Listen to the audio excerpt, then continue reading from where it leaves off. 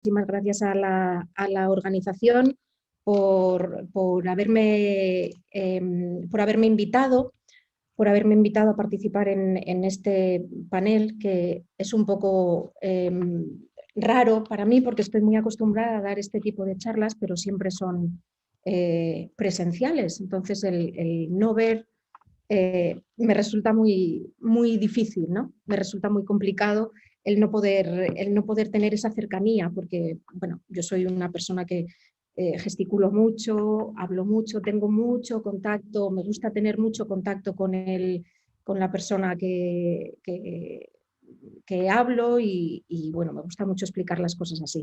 Me ha gustado mucho de lo que estaba hablando Félix y en la presentación que hemos visto antes de Lourdes, que decía que en la crisis de 2008 hubo que reinventarse, y luego una presentación que vais a tener esta tarde que habla de la creación de empresas y sobre todo empresas artesanales, que eso es un poco lo que se está perdiendo.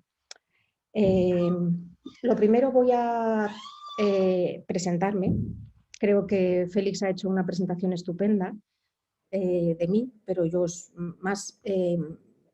cuento. Me llamo María Ortega Cornejo, estudié Historia del Arte, una carrera maravillosa en la que aprendí mucho y que puedo plasmar muchas cosas de las que aprendo en mi profesión. Como mi segundo apellido es Cornejo, obviamente yo soy cuarta generación de la sastrería, de la familia Cornejo. Fue mi bisabuelo el que fundó la sastrería y durante 18 o 19 años estuve trabajando allí. Luego, por circunstancias familiares que no vienen al caso, cambié de empresa, que no de sector. Sí que hubo un momento en el que lo planteé, cambiar de sector, pero bueno, pensé que lo más, bueno, que me gustaba seguir en este sector, y la empresa de la competencia, digamos, que es donde estoy ahora, que es Peris Costumes, apostó por mí y aquí estoy, feliz, absolutamente feliz de estar aquí. Haciendo el mismo trabajo que hacía antes, desde otro sitio y con mucha más innovación, porque los tiempos lo requieren. Hay empresas que se quedan un poco estancadas en el pasado y hay otras que apuestan por el futuro. Y en estos momentos, ahora incluso con la pandemia, pues estamos viendo que hay que afrontar los trabajos de otra forma. Se trabaja mucho con Zoom, como estamos haciendo ahora, trabajo mucho por Skype, trabajo mucho por FaceTime, estamos preparando incluso películas por fotos.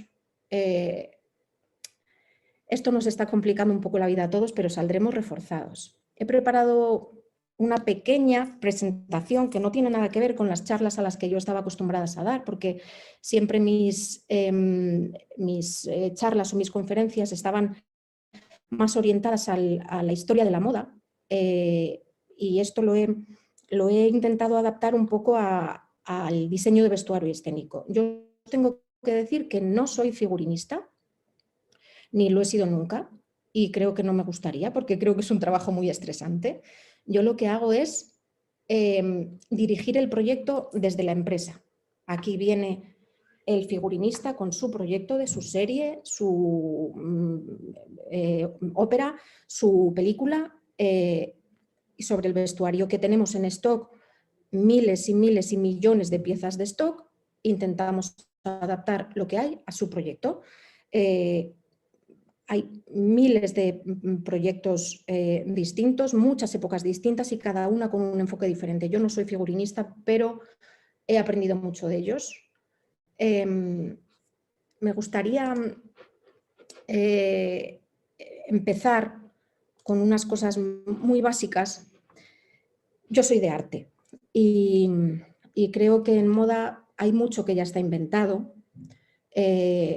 Vemos, no sé si podéis ver como yo, el seguimiento de imágenes a través de la historia. Esto es una copia de una copia romana de una escultura griega, en la que se ven perfectamente los pliegues de la túnica. Aquí vemos una pintura del siglo XIX. Bien. Perfecto, muchísimas gracias por avisarme, porque ves que la tecnología no es lo mismo, no es lo mío. Bueno, pues si lo veis, lo que os quería, lo que os estaba comentando es esto. Aquí vemos una escultura romana, pero es de una copia griega. Aquí una pintura del siglo XIX. Aquí un modelo de Vionnet, que es una de las precursoras de la alta costura de finales del siglo XIX. Aquí otro modelo de Vionnet y aquí un modelo prácticamente actual, que estamos viendo lo mismo representado en distintas épocas. Con esto no quiero decir que en moda esté todo inventado, pero casi. Porque, bueno, al final es lo que vemos más o menos a diario.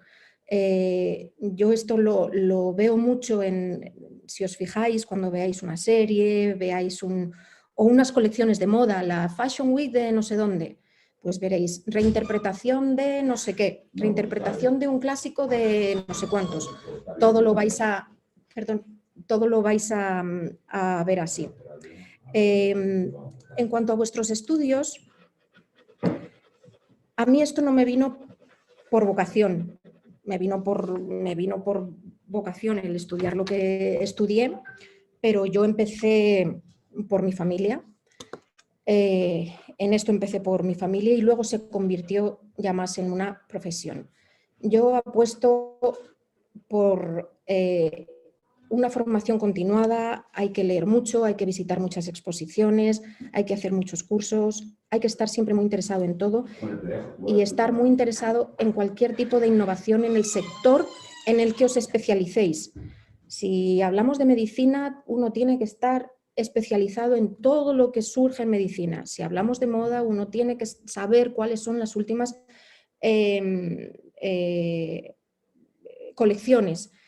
Tiene que saber que la moda de los 80 iba de una forma y que ahora se puede reinterpretar la moda de los 80 con estas colecciones que estamos viendo prácticamente en todas las tiendas supongo que me estáis viendo, con hombreras, porque sigo gesticulando, con hombreras y este tipo de cosas más exageradas, incluso mangas muy balón, que pueden ser de los 80, pero también es de 1900. Por eso yo siempre apuesto por una formación continuada. Yo me gasto tanto dinero en libros de moda especialmente, me gusta muchísimo y creo que para nuestro sector es fundamental. Ya de cara a un futuro profesional es importante el tener contacto con profesionales del sector para no tener pájaros en la cabeza. Es una profesión dura en la que se trabaja muchas horas al día. En cine se trabajan a lo mejor 12, 15, 20 horas diarias si tienes que levantarte a las 4 de la mañana para empezar a vestir a 500 extras. Y esto hay que saberlo, porque luego hay gente que dice, es que yo no pensaba que esto iba a ser así. Ahora, de hecho, tengo una chica en mi oficina que es estupenda, que me está siendo como mi asistente, mi ayudante, y de repente me ha dicho que ha aprobado unas oposiciones que se había presentado de X y ha preferido ser funcionaria y yo me he quedado muerta porque, bueno, todas las opciones laborales son súper respetables y las decisiones profesionales y personales son súper respetables, pero te tiene que gustar mucho para estar en esto, ¿no? Entonces, personalmente para mí ha sido una pequeñita decepción porque yo realmente me encanta esta chica en concreto y creo que podría funcionar muy bien y además tenía habilidades para el éxito profesional. Creo que ella tenía muchas habilidades y muchas capacidades. Yo puse habilidades, pero creo que tenía muchas capacidades. Hay que adaptarse y hay que introducirse al mundo laboral con prácticas en cualquier empresa que te ofrezcan hacer unas prácticas, sean o no remuneradas o ayudantías. Esto creo que también es fundamental. El vestuario escénico comprende muchas áreas, no solo comprende cine, teatro y ópera. Es que ahora hay miles de plataformas hay muchas plataformas de televisión y cada vez hay más series que consumimos muy rápido. Vosotros lo sabéis igual que yo veo casi a diario un capítulo de una serie que me interese. También tenemos la suerte de que hay muchos musicales, ahora mismo no, por este momento de, digamos, pandemia, pero hay muchos musicales tanto en España como fuera de España, que si tenéis ocasión de viajar, no dejéis de verlos porque son unos montajes maravillosos. Hay spots, hay commercials que son alucinantes, hay algunos eventos que no os imagináis cómo son, la organización de los desfiles, la escenografía, hay departamentos de arte en series, en teatros, en todo. Hay caracterización, maquillaje y peluquería y hay talleres de confección. Hay muchas formas de introducirse en este mundo. Si te gusta el patronaje, vas más. Si te gusta el patronaje y la confección, vas más por ese sentido. Si te gusta más el maquillaje y la peluquería, vas más por otro. Y si te gusta el atrezo, vas más por el arte. Y si te gusta el mundo del vestuario en general, pues a lo mejor de repente dices, voy a intentar hacerme un hueco y no voy a ser de la noche a la mañana un figurinista de éxito porque es imposible, pero me voy a intentar introducir en este mundo siendo meritorio, llevando el café y llevando la carpeta a determinado figurinista y luego poquito a poco vamos metiendo ahí la cabeza. Hay muchas formas de meter la cabeza aquí, no es fácil, pero hay muchas formas. Como ha dicho Félix, a mí me encantará que vayáis haciendo o apuntando las preguntas que me querráis hacer luego. Hay muchas diferencias entre los distintos sectores. La mayor diferencia es esta, para mí es esta, que es la presupuestaria. Es muy alta, no es lo mismo un spot de Nike, que tiene mucho dinero, que una serie de Netflix española, que diré que tiene más presupuesto el spot de Nike que la serie española, o una gran superproducción de Hollywood, o una serie del día que se emite todos los días de lunes a viernes en España. No tiene nada que ver, esto es lo que marca mucho la diferencia. Hay muchas cosas que hay que saber en esto, hay que tener un conocimiento de la historia y de la época en la que estás, porque si quieres cometer errores históricos, los cometes a posta. Quiero decir, hay series que todos hemos visto, como pueden ser Los Tudor o incluso Juego de Tronos, que está recreado en un mundo medieval fantástico, que se permiten licencias porque está en un mundo ideal y fantástico. Y Los Tudor está hablando de una época en concreta, la figurinista, se permitió muchas licencias, pero para que funcionara, para que fuera llamativo para el gran público, para que tuviera audiencia, porque al final todo se mide en eso. Hay que tener un conocimiento de las telas. Tú tienes que saber que el terciopelo no se usaba en Grecia y en Roma.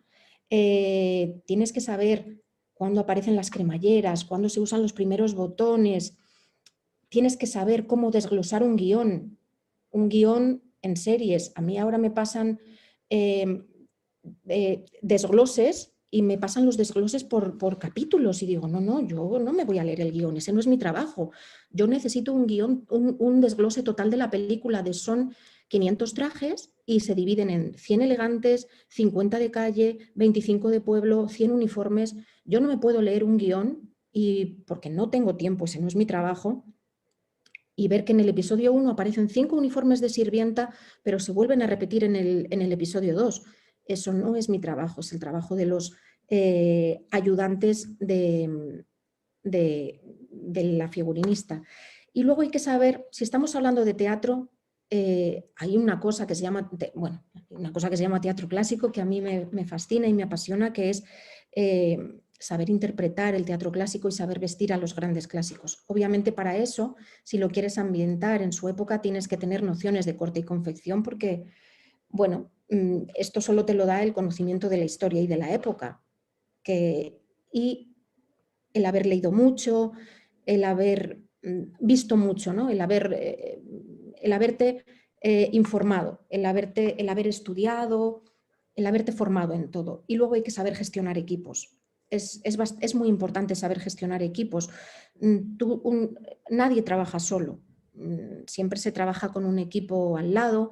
En películas grandes os puedo contar anécdotas de producciones grandes como Juego de Tronos, lo vuelvo a nombrar, que en determinado momento había 100 personas en el departamento de vestuario, entre ayudantes, bordadoras, modistas, sastres, para tinte de telas, ambientadores, 100 personas y gente del equipo para vestir todos los días. Eso hay que ser un poco líder para poder gestionar esos equipos. Y luego una cosa muy importante, que es en lo que yo me quería un poco basar con el diseño de vestuario escénico, es esto. Si es indispensable saber dibujar, pues yo os diría que no es indispensable. ¿Es recomendable? Sí. Hay figurinistas que tienen la facilidad de plasmar en un papel rapidísimo un boceto y sobre eso se puede empezar a dibujar. Hay otros que simplemente te dan una fotografía de Pinterest y te dicen, yo quiero reproducir esto con estas telas. Hay otros que te hacen un collage. Hay otros que te traen el modelo que quieren reproducir. Tú tienes a lo mejor, yo en mi stock, que lo estoy viendo aquí a través de, tengo aquí unas ventanas estupendas y tengo millones de piezas de todas las épocas. Pues a lo mejor hay prendas originales de 1880 y si estoy trabajando en una película de esa época, el figurinista o la figurinista me dice, quiero reproducir esto a las medidas de esta actriz con esta tela. Entonces, no es indispensable saber dibujar, pero sí que, digamos, es recomendable para, para poder más o menos manejarte. Y hay muchas diferencias entre los sectores que os comentaba. A mí, yo siempre, antes tenía un compañero que siempre me decía que en teatro solo importan las primeras filas, porque con la música y los aplausos lo de atrás no se ve. Y tiene un poco de razón, es un compañero al que tengo todavía muchísimo cariño y en teatro solo lo ven los de las 2 o 3 primeras filas, porque si tú estás en el, digamos, gallinero, ves formas, no aprecias nada más. Por fortuna, por suerte o por desgracia, no aprecias nada más. Aunque en teatro se cuidan muchísimo las cosas porque son muchas representaciones diarias durante normalmente un espacio largo de tiempo. Eso es más en teatro. En ópera, por el cansancio, las voces de los cantantes suele ser durante unos pocos días, pero las puestas en escena son impresionantes. Es lo que tiene que llamar la atención, aparte de obviamente las voces, ¿no? Pero yo recuerdo siempre esas palabras de con la música y los aplausos solo se ven los primeros metros, solo se ven las primeras filas.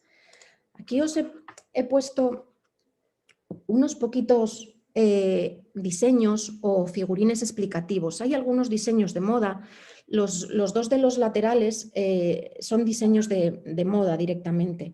Y los otros 2 son digamos, de época. Hay figurinistas que dibujan de una forma y otros que figuran de otra, de una forma más o menos figurativa, pero siempre tiene que ser muy explicativa para que el taller que lo va a confeccionar tenga todos los datos correctos para poder confeccionarlo acorde a lo que le están pidiendo. Hay dibujos de muchas clases, ya os digo, los de los lados son de moda. Este Peter Pan es muy, es un dibujo muy antiguo de un figurinista español muy importante que murió hace muchos años, y el otro simplemente está nombrando las distintas prendas.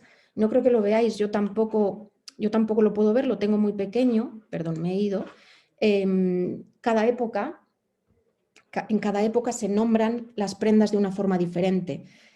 Aunque pensemos que esto es una capa, en esta época se llamaba ferreruelo y a lo mejor estos pantalones en esta época se llamaban calzonas. Lo que lleva que parece una chaqueta en esta época se podía llamar jubón o coleto. Hay nomenclaturas específicas, muy específicas de cada época. Y esto hay que saberlo. Cuando hablas de vestuario de época, hay que saberlo. Creo que hay algunos diccionarios, creo que sí que los hay. Hay algunos diccionarios que lo que hacen es traducirte o al menos decirte a qué prenda corresponde cada cosa según nuestra nomenclatura actual. Por ejemplo, unas medias, lo que ahora podemos llamar medias, antes eran calzas. Hay lo que podemos llamar una gola, antes era, bueno, sí, una golilla. Son nomenclaturas muy específicas y esto hay que estudiarlo, hay que saberlo porque en cada época hay cosas diferentes. Uno tiene que saber lo que es un polisón, tiene que saber lo que es un miriñaque, tiene que saber lo que es una enagua, tiene que saber lo que es un cinturón con talí. Hay mucho que hay que saber.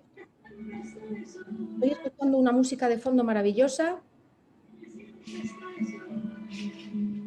que no sé de quién es, pero agradecería si alguien lo bajara. No es nuestra, ¿eh? Supongo que será de algún alumno que se le haya colado el audio. No se puede colar, está todo silenciado. ¿No te viene de tu entorno? No, aquí estoy sola. No. En cualquier caso ya se paró. Se paró. Continúo. Como os decía, yo me documento mucho. Tengo muchos libros y que creo que en los libros está todo. Llámese libros, llámese internet, ¿vale? Yo sigo siendo mucho de libros de papel. Me gusta mucho el libro de papel. Cada vez tengo menos sitio en casa, pero sigo siendo mucho del libro de papel y en cuanto puedo lo compro. Sí que es cierto que hay una cosa ahora maravillosa que se llama Pinterest y que ahí encuentras un montón de cosas y que incluso te puedes bajar los libros en Kindle o lo que sea, pero yo sigo siendo mucho del libro de papel.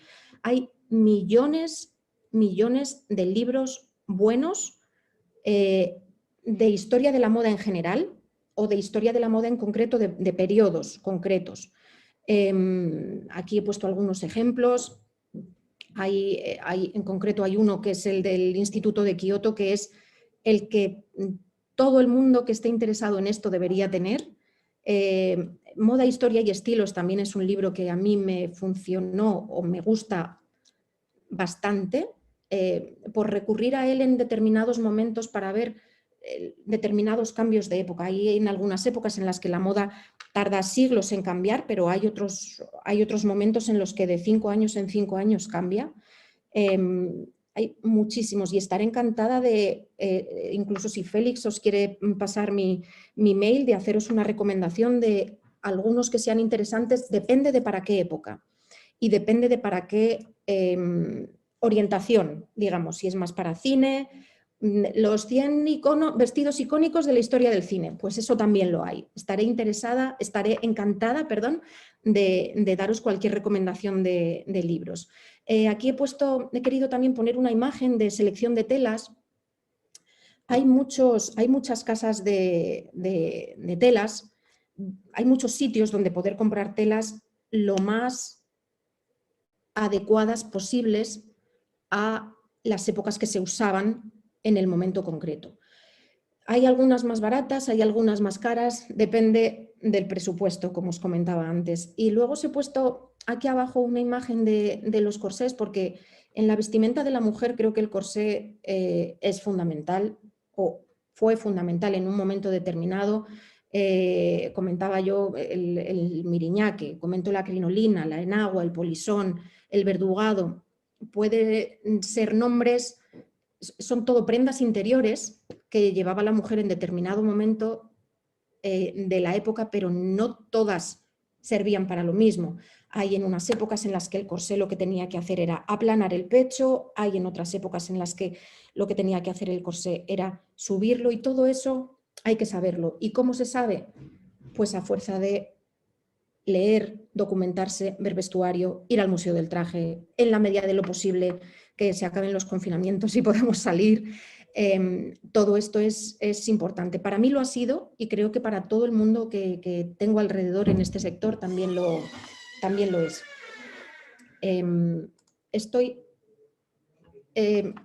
Aquí os enseño algunas imágenes de figurines teatrales. He querido poner algunos, he vuelto a poner el Peter Pan, que me gusta mucho. He puesto un vestuario de teatro clásico de un gran amigo que es Lorenzo Caprile. Es muy amigo mío, se permitió muchísimas licencias en este Don Gil. Se representó en el Teatro de la Comedia, en el Teatro Clásico en Madrid, no sé si fue en el 2008 o 2011. Hay muchísimas licencias, sobre todo la de los colores. Es un magnífico figurinista que la mayoría de vosotros le conocéis por los trajes de novia o por las alfombras rojas, pero ha hecho, bueno, bastante más que unos pinitos en teatro clásico. Aquí hay muchas licencias, las formas son las correctas, pero hay mucha exageración. Es un magnífico vestuario. Aquí os enseño otros figurines para que veamos cómo otros figurinistas dibujaban de otra forma. Esto es 1900. Aquí hay un modelo de Vitín Cortezo y otro de Manuel Comba, que fueron dos figurinistas muy importantes españoles, digamos que los dos españoles más importantes en el siglo XX. De estos figurines es lo que luego se plasma, es lo que luego se tiene que plasmar en el taller, o se tiene que plasmar en el taller o lo tienes que encontrar en el sitio donde vas a coger el vestuario, en una casa de vestuario, para que encuentren esto. Os enseño más ejemplos. Aquí hay un Plácido de Doña Francisquita, de el grandísimo Pedro Moreno. Ha hecho vestuario para teatro, para ópera, para zarzuela, para películas tan importantes como la famosísima de Pilar Miró, lo diré, me he quedado en blanco, Pilar Miró, perdonadme, me he quedado en blanco, con la última que hizo, creo que la última película que ha hecho fue Caníbal, con Antonio de la Torre, estaba espléndido en ese papel. Me acordaré luego de cómo se llama la película maravillosa de Pilar Miró. Perdonadme. Luego tenemos figurines maravillosos que plasman más o menos con telas o sin telas, más o menos descriptivos. Aquí tenemos uno rojo de Almudena Rodríguez Huertas, que está trabajando mucho en la actualidad. Ella es una figurinista fantástica con mucha facilidad para dibujar. Y al lado tenemos una Rosana de un grande de los grandes en España, que fue Javier Artiñano, con varios premios Goya. Falleció hace unos cuantos años, él trabajó mucho en cine, hizo mucho teatro, hizo mucha zarzuela, prácticamente no hizo ópera. Todos sus figurines se plasmaban tal cual. Si él había dibujado esto, del taller salía exactamente esto. Su Rosana era exactamente igual.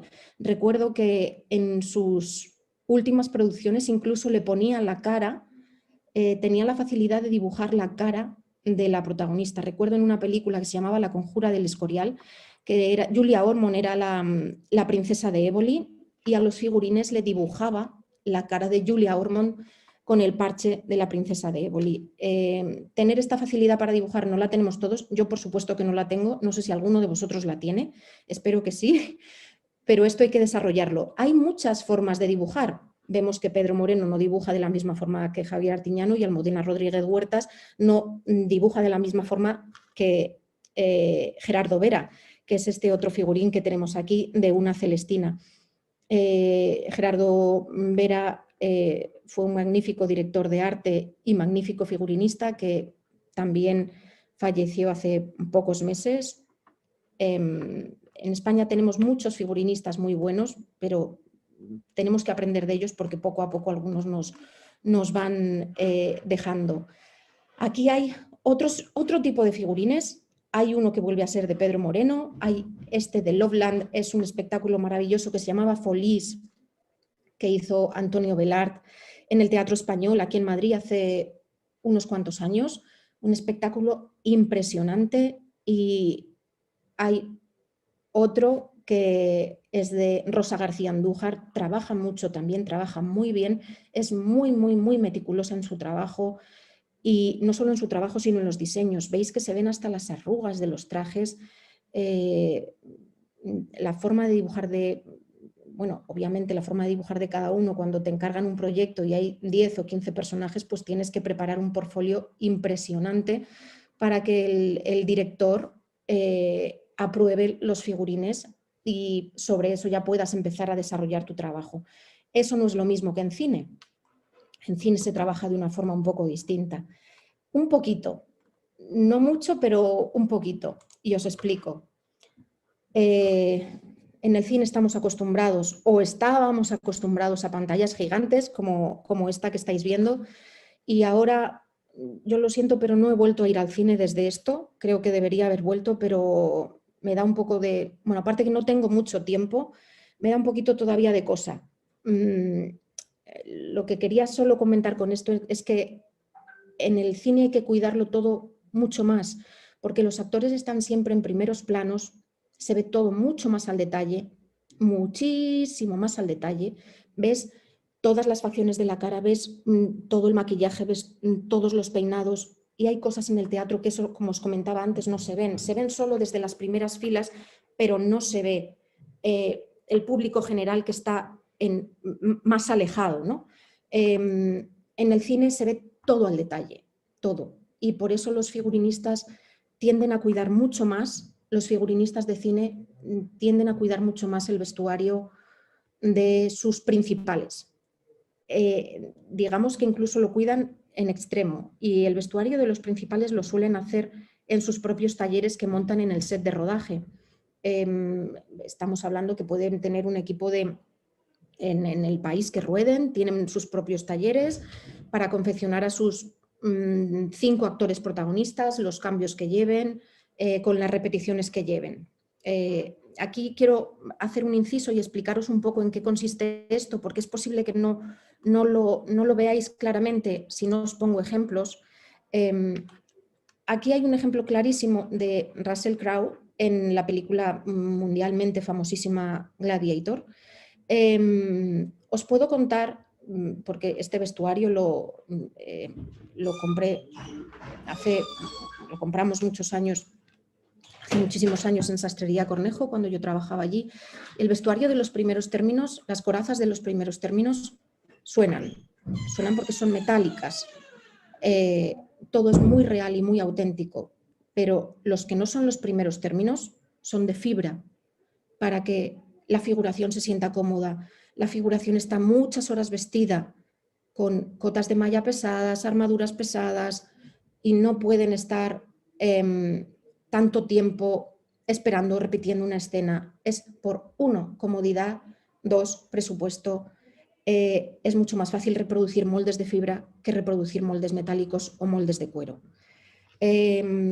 Esto en concreto con esta película Gladiator, por ejemplo, aquí en esta película de Braveheart, los primeros términos están súper cuidados, pero ¿cuántas veces no hemos visto algún fallo en una película de los últimos términos o una esquina? ¿Quién nos dice a nosotros que uno de estos figurantes que aparecen en últimos términos de Braveheart no fuera a aparecer, no digo vestido de su casa, pero eso lo he escuchado últimamente, ¿eh? La película es de los años 90, no pasa nada que venga vestido de su casa, pero alma de cántaro, que estamos en el 2021, que es que en el 2021 no se viste como se vestía en los años 90. Bueno, no se va a ver porque está muy atrás. No, perdona. Y si al director en ese momento quiere chutar eso, si chuta eso va a verlo. Hay que tener mucho cuidado. He puesto un ejemplo de Juego de Tronos, que ya lo he comentado antes. Considero que es una serie buena, y además porque, bueno, se rodó en España y eso es una de las cosas que más me gusta. Una parte se rodó en España. Aquí he puesto ejemplos de Gangs of New York, que es una película muy buena en cuanto a vestuario. Se permite licencias, obviamente, en los colores, hay algunas exageraciones en los colores de las bandas, pero los colores de las bandas están por algo, para que el espectador, que somos nosotros, pueda diferenciar entre la banda del carnicero, los otros, y se juega mucho con los colores, las formas son muy correctas, muy correctas, los cortes, los patrones, quiero decir, pero se permiten licencias. La figurinista de esta película, Sandy Powell, bueno, ha hecho otras producciones como El Irlandés, creo que es una de sus últimas, El Aviador, Shakespeare in Love. Bueno, os podría enumerar algunas y tiene creo que 5 Oscars. Es una señora con un bagaje profesional inmenso, con un saber hacer impresionante, pero obviamente trabaja con un gran equipo detrás. Un gran equipo detrás que le soluciona buena parte de su trabajo. Buena parte me refiero a que ella da el toque final de todos los principales, pero ella puede estar viendo cómo visten a todos estos extras, pero no es ella la que les viste, porque de todo esto se tienen que hacer pruebas previas. Esto es un trabajo de muchísimo tiempo que requiere al mismo tiempo mucho dinero, porque son muchos los equipos. Os hablaba también de, otra vez comparando los extras versus los protagonistas. Tengo la suerte de que aquí en Peris, donde trabajo ahora, tenemos estas corazas, la de Héctor y la de, ¿cómo se llamaba? Héctor y, no me acuerdo, perdonadme. Tenemos estas corazas por determinadas compras de vestuario que vamos haciendo, están hechas muy al detalle. Aquí este ejército se ve que está muy bien, pero aquí no vemos absolutamente nada, se ve que está todo con ordenador, incluso esto es un croma, obviamente, y aquí lo han repetido con ordenador. Entiendo que todos sabéis lo que es un croma, si no me lo preguntáis luego y estaré encantada de explicároslo. Aquí se juega con esto es lo que tiene que llamar la atención, y luego las masas, tú puedes vestir a 50 o puedes vestir a 100 y todo lo demás se reproduce digitalmente, que ese es un mundo que está por explorar, y en estos momentos de COVID diría que incluso más aún, porque a mí, por ejemplo, ahora en las producciones en las que estoy han bajado algunas cantidades de figuración por el problema que tenemos al contacto estrecho, ¿no? Lo que antes se iba a rodar en un teatro iban a ser 200 personas, ahora es un teatro más reducido en el que solo hay 50, porque, bueno, todos entendemos los problemas que tenemos. No sabía que lo había puesto aquí, no me acordaba. Aquí tengo el figurín de La Conjura del Escorial, de Javier Artiñano, de La Princesa de Éboli, que es Julia Ormond. Su figurín se plasmó exactamente igual a como él lo dibujó en el traje. Exactamente igual. Él dibujaba de una forma muy figurativa, nada abstracta, buscaba las telas, él incluso dibujaba sabiendo las telas que iba a utilizar. Aquí tenemos dos ejemplos de la grandísima Yvonne Blake, que fue en los últimos años directora de la Academia de Cine, murió hace 2 o 3 años. Ella es inglesa, nació en Manchester, trabajó mucho tiempo en España porque se casó con un español, con un director de arte español, y a ella le debemos, ella fue la primera que diseñó este Superman que ahora todos reconocemos. ¿Que ha habido luego varias modificaciones? Pues sí, igual que las está habiendo de Batman, pero el Batman sigue siendo negro y Superman sigue siendo azul y rojo con una capa roja. Y esto se lo debemos a ella. Ella contaba anécdotas de cómo fue diseñar esto y de cómo fue dibujar esto para la grandísima Audrey Hepburn en esta película que se llama Robin y Marian, que si no la habéis visto os lo recomiendo, y yo muchas veces recomiendo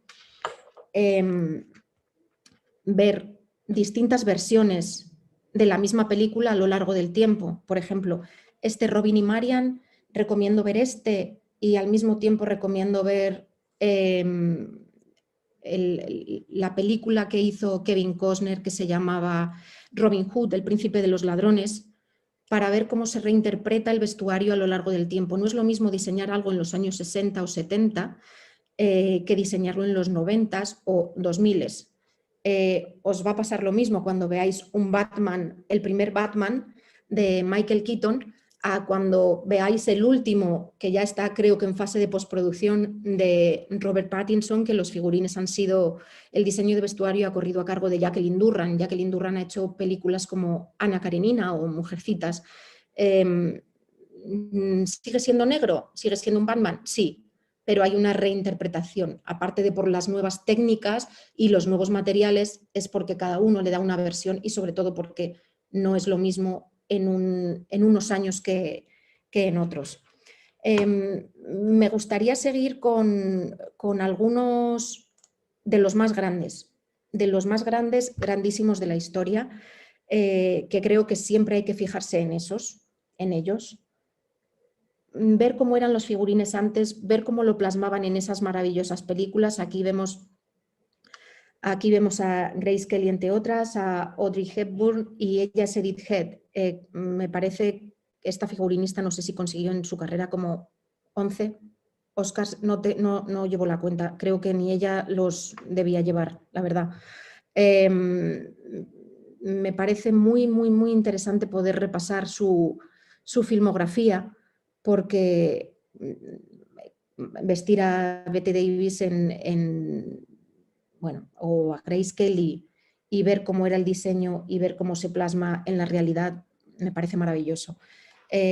Otro de los grandes fue Walter Plunkett, que hizo los figurines, hizo la película de Lo que el viento se llevó, que todos tenemos en mente o todos recordamos, algunos diseños de Vivian Leigh, el famoso de las cortinas, este verde, o el del luto, o recordamos a Clark Gable. Todos tenemos alguna imagen en la retina de esta maravillosa película, y estos diseños se deben a Walter Plunkett. Aquí vuelvo a hablar de Sandy Powell porque me parece muy interesante cómo plasma en teatro. Aquí esto es un hombre que murió, Lindsay Kemp, que está interpretando a la reina Isabel en pleno siglo XVI. Un grandísimo actor y director de teatro que falleció hace unos pocos años, y aquí vemos cómo vistió a la misma Isabel en la película Shakespeare in Love. ¿Es igual? No. ¿Es parecido? Sí. En teatro hay muchas más licencias que en cine, sigue siendo más o menos fiel a la realidad, pero en teatro hay muchas más licencias que en cine. Sandy Powell sabe dibujar, pero este diseño de Cate Blanchett de Cenicienta, no lo ha hecho ella. Tienen normalmente ilustradores y dibujantes que van haciendo los diseños a medida que ellos los van ideando, digamos. El vestido maravilloso del baile de Cate Blanchett, como el de las hermanastras detrás, o el azul de Lily James en La Cenicienta, que estuvo hace unos años expuesto aquí en España. Yo lo vi, no recuerdo dónde lo vi aquí expuesto. Bueno, para diseñar esto y para confeccionarlo, aparte de ser una producción que tenga mucho presupuesto, hay que saber mucho, porque no es un diseño que esté realmente ideado para ninguna época en concreto. Puede ser incluso un diseño de alfombra roja, pero todo funciona en el conjunto, todo funciona. Y he querido poner también un diseño de La Favorita, porque me parece una película súper llamativa, ya que prácticamente todo el vestuario es en blanco y negro. Esto no es obviamente decisión de la figurinista, son conversaciones con el director, director de fotografía, arte, todo para que todo sea un todo. Hay más complejidad, si cabe, si tenemos que estar solo basados en unos colores, sin poder permitirnos licencias, digamos. Y a mí me gusta mucho esto. Me gusta mucho esto porque creo que es muy importante saber que todos se inspiran en algo. Todos los figurinistas se inspiran en algo porque han leído, porque han estudiado, porque algo se les ha quedado en la retina, porque todos hemos visto una imagen que nos ha llamado la atención en determinado momento. Aquí vemos esta película Shutter Island, que es una, digamos, recreación, o se inspira en el beso de Klimt, tanto en la forma como en los tonos, en los colores. Aquí vemos La naranja mecánica con un cuadro de Van Gogh, que está también tomado de referencia eso. Un gran Balenciaga con una pintura de Goya. Esta fue una exposición que hubo hace unos poquitos años, no sé si fueron solo 2 años en Madrid. El gran Balenciaga se fijó incluso para algunos de sus diseños en esto. Hay recreaciones de Zurbarán incluso, y bueno, cómo no mencionar este famoso diseño de Deborah Scott de Titanic. Son fotografías reales de la época. Esta fotografía real de la época fue la que inspiró a Deborah Scott a confeccionar este vestuario para Kate Winslet, para esta película. Y referencias pictóricas, como hemos visto aquí también en Klimt y como vemos aquí abajo. Elizabeth de Golden Age, creo que se llamaba esta película, La Edad de Oro. Vuelve a ser Cate Blanchett. Es una película estupenda, con una recreación de vestuario maravillosa y está basado en un cuadro real. El vestuario de esta película lo llevó a cargo, fue creado por Alexandra Byrne, que es también una de las grandes del mundo internacional. Preguntaréis por qué no nombro a ningún español. Pues hay muchos españoles a quienes nombrar. Si queréis os puedo comentar en la ronda de preguntas que hagamos luego con Félix quiénes son los más relevantes a nivel nacional o los que están teniendo más proyección, porque hay unos poquitos. No es tanto como los digamos americanos o los ingleses, pero hay unos pocos que despuntan, que hacen unos trabajos realmente estupendos.